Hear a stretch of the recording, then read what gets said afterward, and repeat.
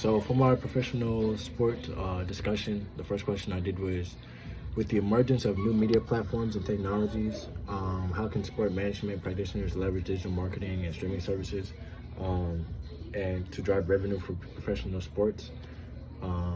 Leveraging with digital marketing, streaming services, and virtual fan engagement um, can really increase the fan experience and drive a lot more revenue growth for professional sports and the franchises. Digital marketing, it utilizes multiple platforms to connect with the fans and share like maybe like things that they don't get to see, like behind the scenes content, and it just gives you a more of a community presence when you're able to really connect with the team or the franchise, whatever it is.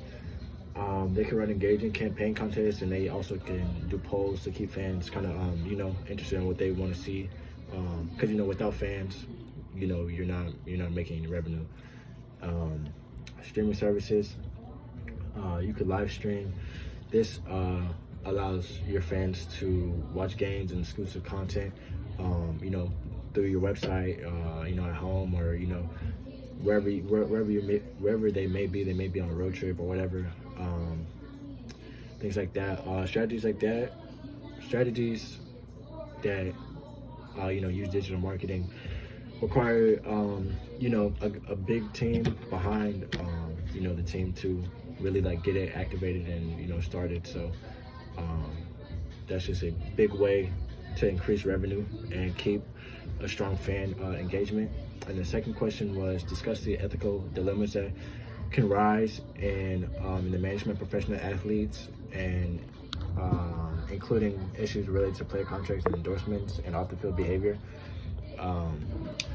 Professional athletes, they go through a lot of, maybe dilemmas, depending on who you are and, what team you might be in, and, the city and all that. So, talking about player contracts, endorsements, off the field behavior, it's something that the team really has to take in account for. And, so they'll probably put it in, the player contract, like, you can't go out to the club more than, 2-3 times a week, or, you have to be, you have to put in so many hours, on the field, or, something to make sure that the players are, doing their job, because they're getting paid millions of dollars, but, they're also living, correctly and being safe at the end of the day.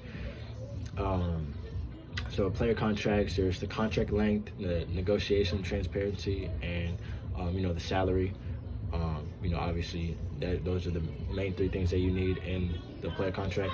Then there's endorsements, who you want to represent, and like what not only is going to give you a good deal, but somebody that, or like a sponsorship that is going to want you for a long time, and care about your thoughts and opinions rather than just using you for your face.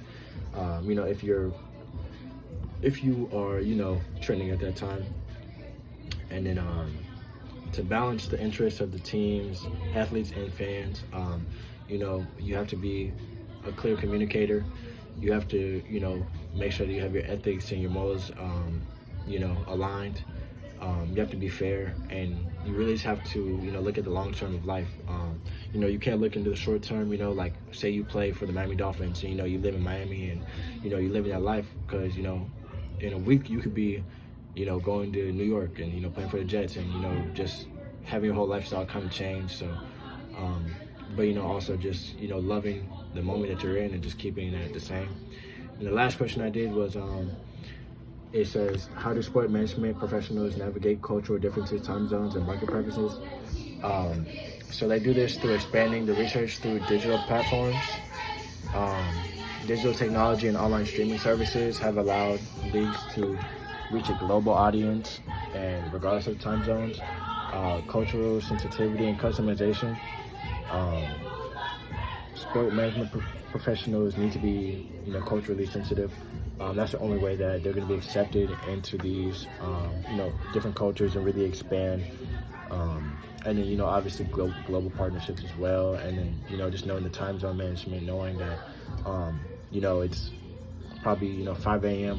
when it's 2 p.m. somewhere. So just knowing that, and making the event times that are convenient for you know, the general, like for everybody, you know, having that medium is going to be really important.